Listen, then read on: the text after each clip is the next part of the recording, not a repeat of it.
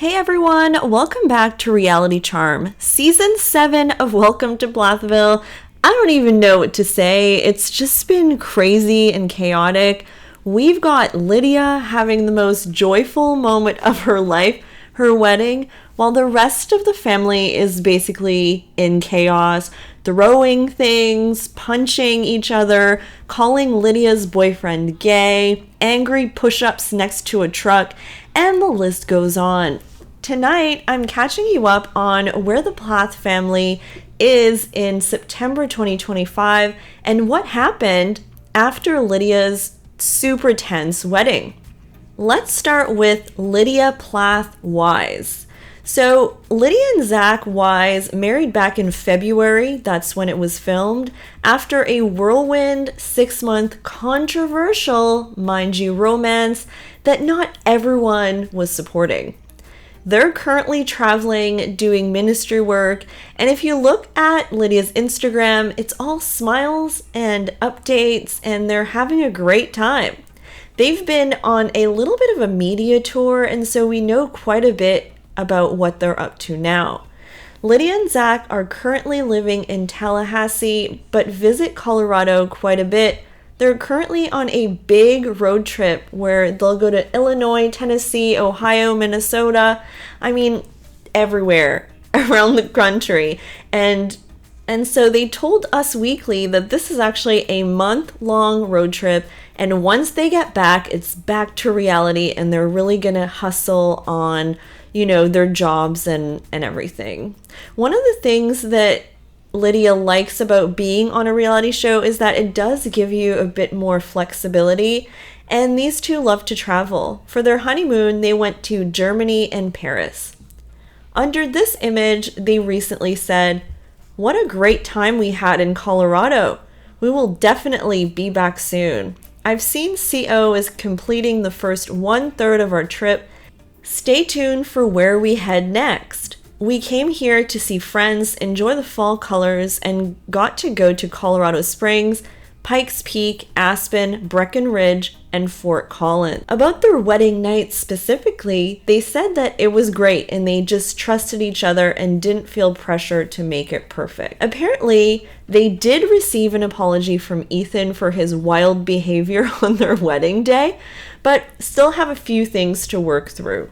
So there you have it. Ethan did have a little bit of a tantrum at the wedding, not gonna lie. Who was that anyway this season? With the skull rings and the major anger issues, Ethan has changed so much since season 1, it's almost astonishing. Remember when he used to giggle and didn't know what alcohol was even? Yeah, that was him season 1. Lydia and Zach went on Ginger and Jeremy's podcast and apparently hit it off. And Lydia loved hanging out with their kids, and they helped them navigate life with TV. Ginger has been going through it her whole life too, so it's an interesting friendship there for sure. So they also said to Us Weekly they want 3 to 5 kids, and Lydia has major baby fever at the moment, but I think they're waiting on that for now. Does part of me think that Lydia looks at everything a bit too rose-colored? Yes. Apparently, for those wondering Zach's job, he is a tennis coach and is getting a second job soon when he returns from his road trip, but it wasn't really specified what it is. He's also helping Lydia secure some brand deals. Micah ended up with stitches after a scuffle with Isaac in February on the night of his sister's wedding. He needed stitches on his nose for what he said starting by a simple wrestling match with Isaac that I guess evolved. First of all, how did little Isaac do that to Micah's nose? I'm still in denial that he even grew up at this point. The next day, as documented on the show, they basically ganged up on Veronica, Micah included, and blamed that fight just on Veronica and what she was saying, which to me seemed like gaslighting. I mean, Veronica was not perfect, but the whole cast targeting Veronica to excuse the big fight that caused Micah's nose to be almost broken in half is crazy. And Veronica is actually a force to be reckoned with, okay?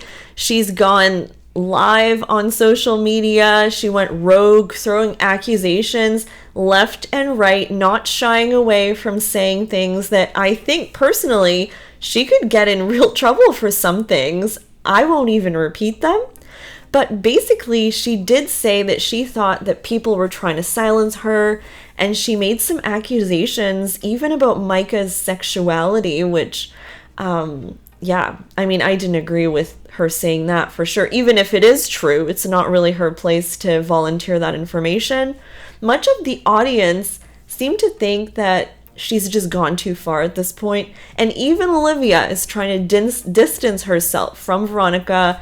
At this point, I mean, at the start of the season, I feel like fans were kind of on her side a little bit, but the tide has shifted. Heading up to the season's premiere, Veronica had openly criticized the Plath family, accusing them of covering up, problematic behavior. She alleged that there was incidents like, abuse and underage drinking occurring, while the show was being filmed. And Isaac, who has displayed more anger than ever before this season, still seems to be with his girlfriend Kaylin.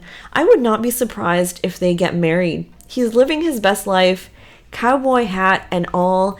He seems to even have like a slight twang when he speaks now, which I don't know if he's been hanging out with Kaylin too much, but I did detect it a little bit. Moriah, meanwhile, she moved to Montana to get away from everything and opened up about her alopecia coming back and how she was dealing with that personally. I thought something was not quite right with Moriah just watching season 7, so I hope she's doing better now. She actually almost walked in to the confrontation between the family and Veronica. We kind of saw her walk in, look at what was happening, and then just bow out. Lots of Irish exits for Moriah this season. But look, guys, Moriah has had a glow up or something. She looks so good, so confident. She's back to blonde. This could be a wig, I'm not sure, but it looks really good on her and suits her. Barry visited her for a few days around her birthday, which is so cute. Now let's talk about Ethan and Olivia. Ethan and Olivia are living totally separate lives now. It seems like they're total opposites. Olivia's been hopping around Europe for photography gigs, while Ethan, according to Olivia, was trying to get a quick divorce, but now it could be true that Tegan and Ethan may not be together anymore. And the divorce between Olivia and Ethan is still at a standstill because of certain criteria that Olivia has as non-negotiables. Olivia also said that Ethan tried to get her to stop talking about her family, but, that's not going to stop her or whatever. And she said that Tegan's baby daddy actually reached out to her for more information about Ethan, which I thought was interesting. It's a whole thing, but I've been watching a lot of Olivia's interviews.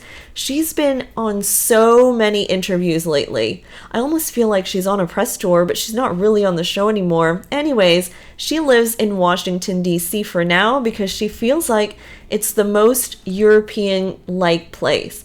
But she's not set on staying anywhere forever, really. She likes moving around. She has had some interviews where I was surprised at how just insightful and smart she was. Specifically, she was talking about politics and the hypocrisy in politics sometimes, and how people who are sometimes pro-life somehow also support the death penalty, and how that doesn't really make sense to her. Anyways, Olivia is living her best life, but still firmly anti-Plath. She has made several accusations of her own, mostly against Ethan. She alleges that she was left stranded without a key to their hotel or cell service in Europe by him, and did insinuate that Ethan and alcohol is an issue.